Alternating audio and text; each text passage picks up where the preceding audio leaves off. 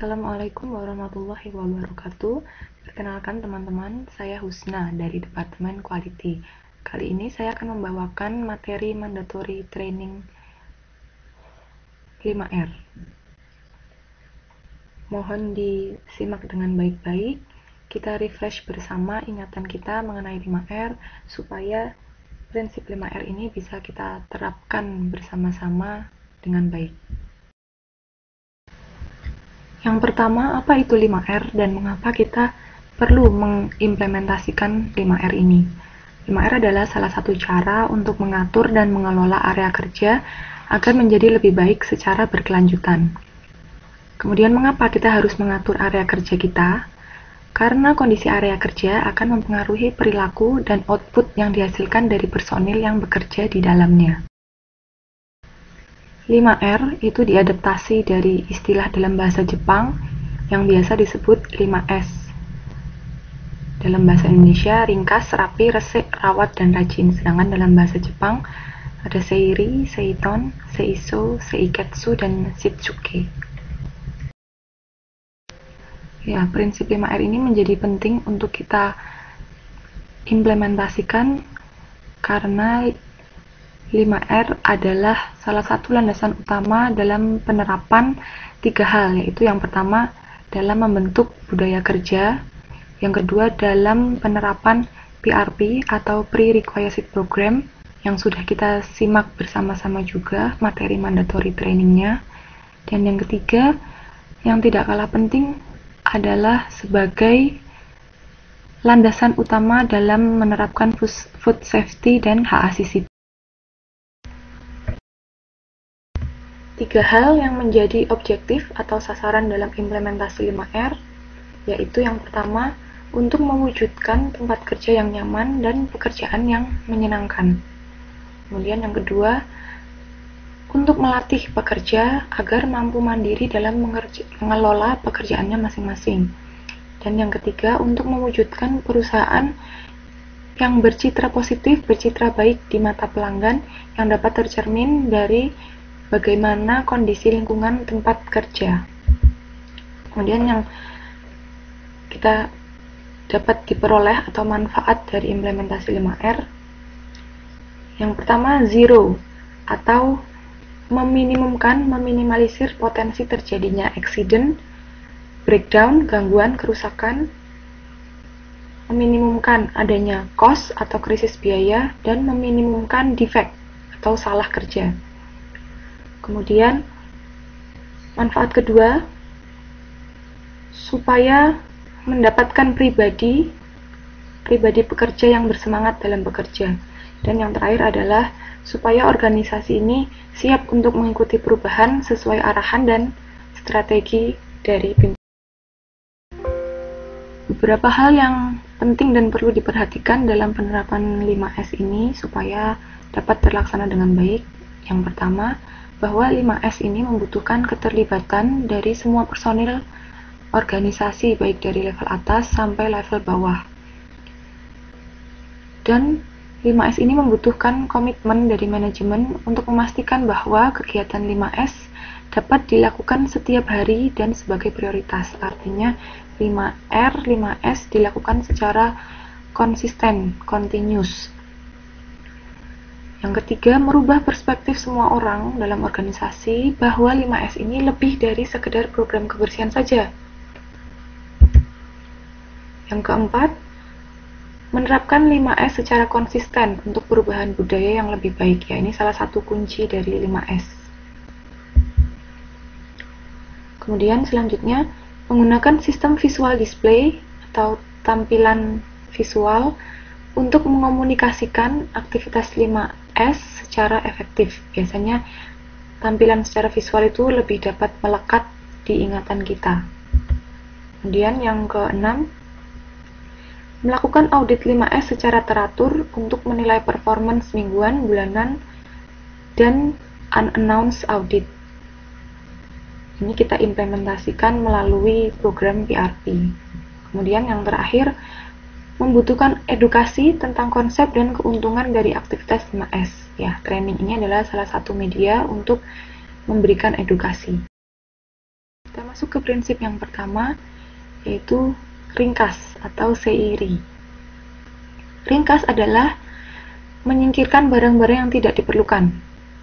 Dan tujuannya, sehingga barang-barang yang ada di area kerja adalah barang-barang yang benar-benar dibutuhkan dalam aktivitas kita bekerja. Implementasi dari ringkas ada beberapa hal. Yang pertama, menyingkirkan barang-barang yang tidak diperlukan di tempat kerja. Biasanya dengan red tag strategi, atau kita memberikan label tag warna merah di barang-barang yang sudah tidak diperlukan. Jadi ketika kita akan memisahkan barang-barang yang tidak diperlukan ini, bisa dipisahkan dengan mudah dari barang-barang yang masih diperlukan, sehingga tidak mungkin tertukar. Yang kedua, menyimpan item-item yang masih kita perlukan. Dan yang ketiga, manajemen stratifikasi atau pengklasifikasian, pengelompokan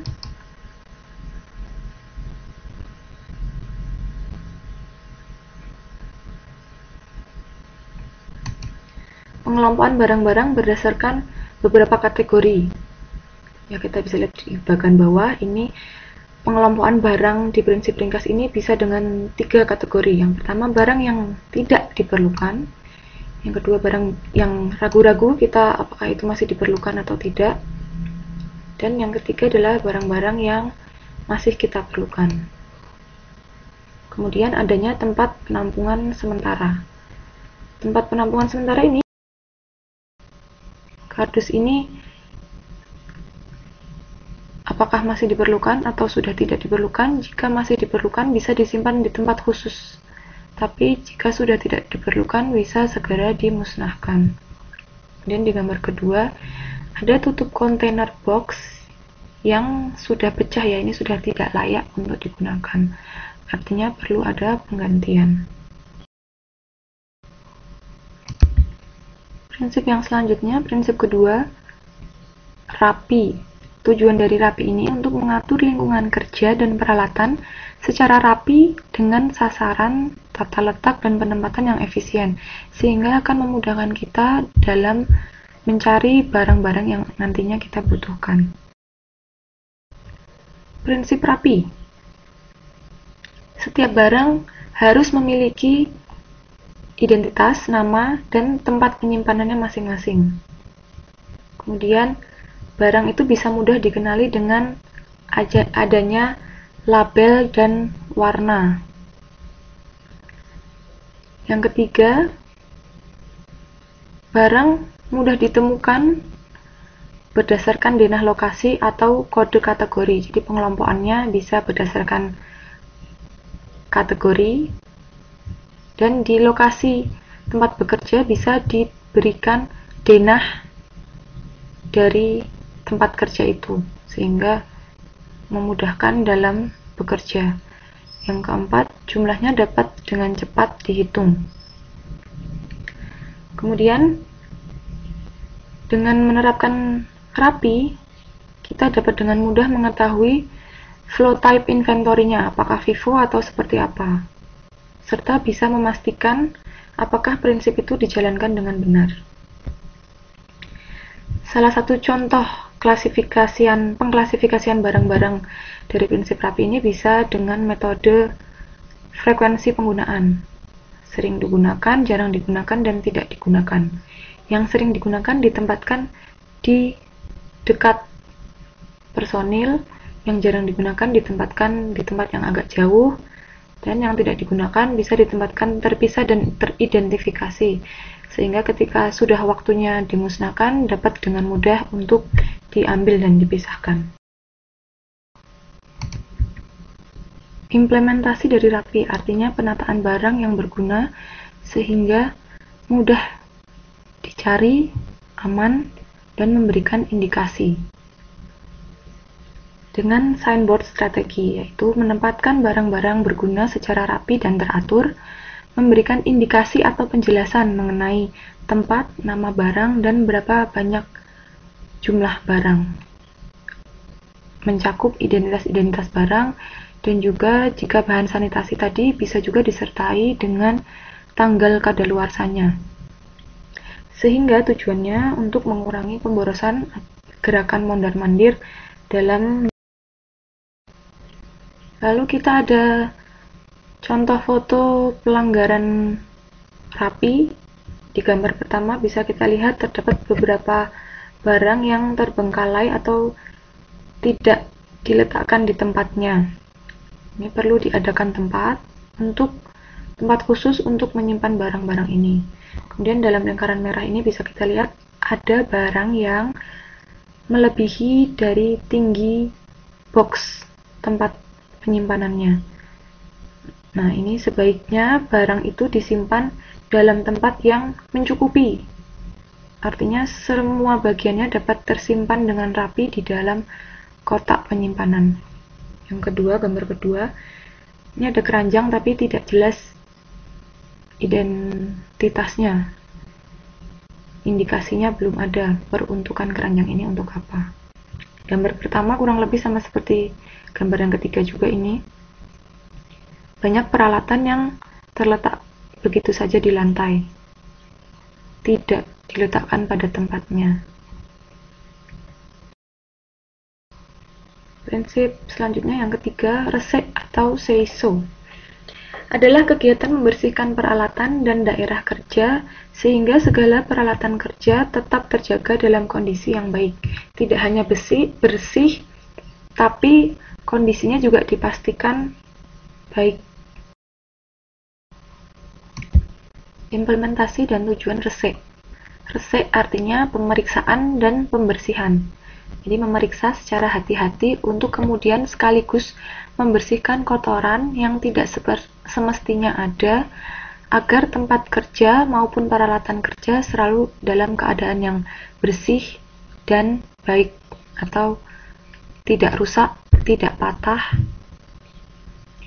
Tempat kerja wajib dibuat bersih dan tertata agar lingkungan kerja sehat dan nyaman. Sehingga seperti tujuan awal 5R tadi, untuk meningkatkan motivasi kerja dan semangat. Prinsip resek ada 4. Yang pertama, membersihkan sekaligus memeriksa. Kemudian mendeteksi sumber-sumber kotoran supaya timbulnya kotoran ini atau adanya kotoran atau cemaran itu tidak menjadi bom waktu di belakang. Kemudian yang ketiga, melakukan tindakan koreksi terhadap penyimpangan. Jadi jika ada penyimpangan harus dilakukan koreksi secepatnya.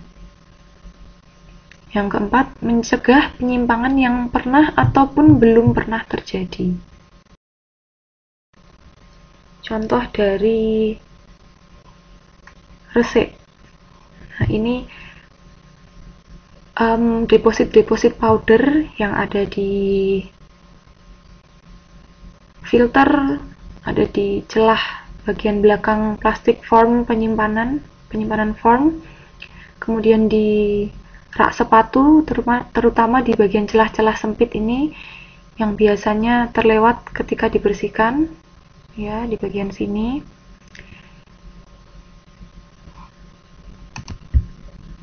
Ini adanya kotoran deposit powder ini meskipun tidak begitu terlihat, tapi bisa menjadi salah satu potensi sumber cemaran terhadap produk yang kita hasilkan. Ya, di kotak tools, meskipun tools itu jika tidak dipakai itu ditutup, tapi bagian dalamnya tidak boleh terlewat dari pembersihan. Prinsip yang keempat, rawat, adalah penjagaan lingkungan kerja yang sudah rapi dan bersih menjadi suatu standar kerja. Jadi semua yang sudah dilakukan mulai dari ringkas sampai ke resek itu kemudian kita standarkan menjadi prosedur tertulis. Pelaksanaannya dapat continuous dijalankan. Implementasi dan tujuan rawat, yaitu kegiatan menjaga ketaatan terhadap 3 tahap sebelumnya, ringkas, rapi, resik, dengan cara membakukan dalam standar atau prosedur tertulis. Standarisasi atau menerapkan aturan dengan cara membuat dan menetapkan pekerjaan yang sudah dilakukan agar pekerjaan tersebut selalu sama, dilakukannya selalu sama, selalu konsisten, dan selalu teratur. Seluruh ketentuan yang sudah distandarkan harus diimplementasikan oleh seluruh anggota organisasi dan diperiksa secara teratur dan berkala atau dimonitoring. Nah, pemeriksaannya ini bisa dilakukan dengan pemantauan. Kemudian 5 hal dari prinsip rawat itu penerapan visual control, visualisasi standar kerja di area kerja. Poin nomor 1 dan nomor 2 ini biasanya diwujudkan dengan penempelan poster. Yang ketiga, standarisasi atribut kerja. Contohnya adanya label-label khusus dan penggunaan seragam di area tertentu. Yang keempat, standarisasi rambu-rambu K3. Dan yang terakhir, standarisasi indikator atau penerapan warna.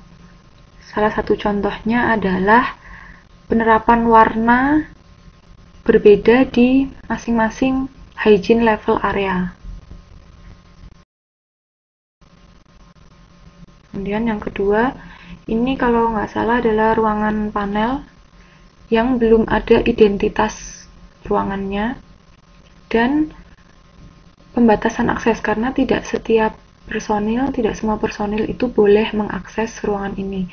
Jadi perlu ditambahkan rambu-rambu siapa saja personil yang boleh mengakses ruangan ini.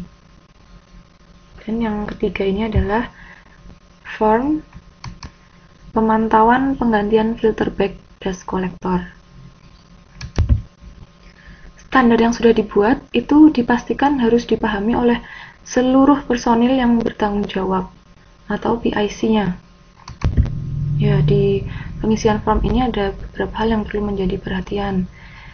Beberapa di antaranya terdapat coretan yang tidak diparaf dan dicoret lebih dari 1 kali. Jadi kalau salah menulis itu jangan dicoret-coret, jangan diurek-urek, tapi cukup dicoret 1 kali dan diberi paraf personil yang mencoret. Kemudian ini pengisiannya juga kurang match dengan desain form itu sendiri. Di form ini sudah ada pembagian bulan Januari, April, Juli, dan November, tetapi dalam pengisiannya di sini di baris pertama tertulis bulan Juni, tapi yang dicentang di bagian bulan April.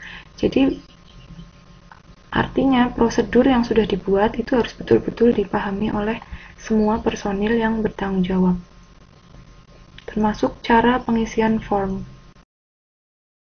Prinsip 5R yang terakhir adalah rajin. Adalah pemeliharaan kedisiplinan pribadi masing-masing bekerja dalam menjalankan seluruh tahap 5R. Jadi dari tahap pertama, kedua, ketiga, keempat sampai dengan dibakukan dalam prosedur. Kemudian yang terakhir adalah rajin menerapkan prosedur tertulis itu. Implementasi rajin, yang pertama disiplin terhadap standar yang sudah kita buat. Yang kedua, saling menghormati antar personil yang menerapkan 5R. Yang ketiga, malu untuk melakukan pelanggaran. Karena tujuan dari rajin tadi kan untuk membentuk budaya. Jadi jika kita melanggar budaya, itu seharusnya ada rasa malu dalam diri kita. Dan yang keempat adalah senang melakukan perbaikan atau perbaikan secara terus-menerus. Tujuan rajin adalah membentuk kebiasaan atau menjadikan 5R itu menjadi budaya. Suksesnya 5R terletak pada sejauh mana orang melakukan 5R sebagai suatu kebiasaan, bukanlah sebagai paksaan. Sehingga adanya inisiatif itu akan muncul dengan sendirinya dari masing-masing personil. Sesuai ada 3 hal yang menjadi kunci 5R tadi, yaitu konsisten, continue atau terus-menerus, dan sederhana, simple. Beberapa prinsip rajin. Yang pertama, pembiasaan melakukan pekerjaan dengan benar secara berulang-ulang. Yang kedua, lakukan apa yang harus dilakukan sesuai prosedur yang sudah ditetapkan. Yang ketiga, jangan melakukan yang tidak boleh dilakukan. Oke, jadi arah rajin ini adalah untuk menciptakan sikap akan membentuk perilaku, dan perilaku akan membentuk budaya. Harapannya 5R ini bisa menjadi budaya kita sehari-hari dalam bekerja. Beberapa contoh pelanggaran prinsip rajin yang bisa ditemui. Ini cukup sering ya terjadi pelanggaran-pelanggaran ini, yaitu membiarkan lubang konveyor terbuka. Ini seharusnya lubang ini tidak boleh terbuka, jadi harus selalu dalam keadaan tertutup. Kemudian meletakkan barang-barang tidak pada tempatnya. Ya, ini saya yakin masing-masing barang sudah ada tempatnya, tapi itu tadi, prinsip rajin masih ada pelanggaran.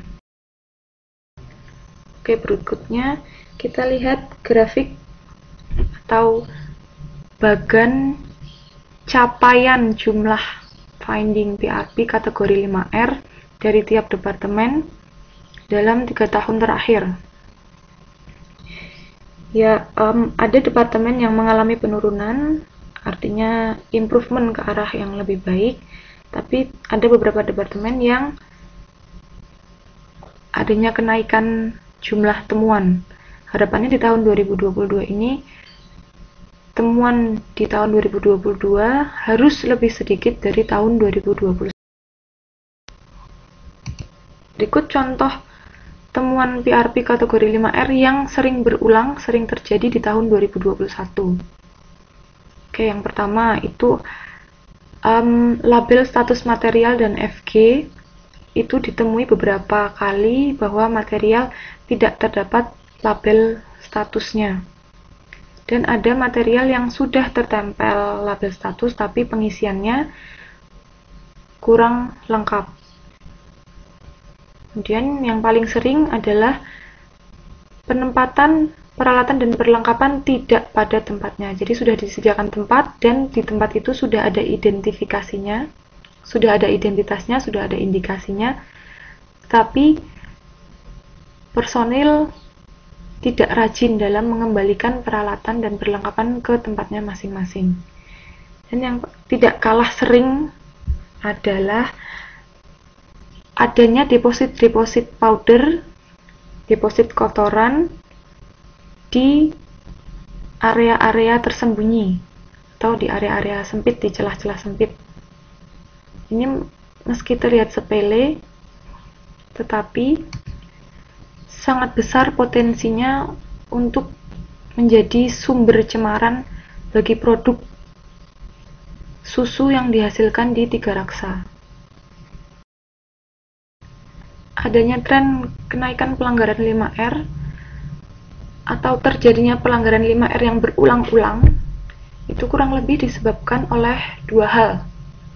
Dan 2 hal ini datangnya dari personil, dari dalam diri personil. Yang pertama adalah sikap abai. Prinsip rajin itu mulai diabaikan oleh personil yang bertanggung jawab. Yang kedua, adanya anggapan bahwa sudah pernah dilakukan, sudah dibersihkan tadi pagi, sudah dicatat kok dalam form, sudah close apa yang menjadi temuan. Jadi kalau ada kata sudah tuh seakan-akan menjadi tenang, oh udah, sudah cukup. Padahal kunci dari penerapan 5R ini adalah perbaikan terus-menerus dan konsisten.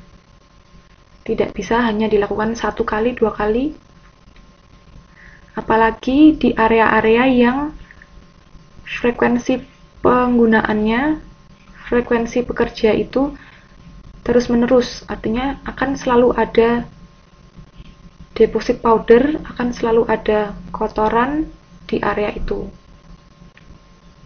Jika selalu ada kotoran artinya harus selalu dibersihkan. Tidak ada kata sudah kok tadi dibersihkan, dibersihkan lagi. Dilakukan pembersihan sesuai prosedur yang sudah ditetapkan. Oke, kita sampai di penghujung materi. Sekian materi yang bisa saya sampaikan. Mudah-mudahan di 2022 ini kita bisa menerapkan 5R lebih baik, jauh lebih baik dari sebelumnya. Banyak kurangnya saya mohon maaf. Wassalamualaikum warahmatullahi wabarakatuh.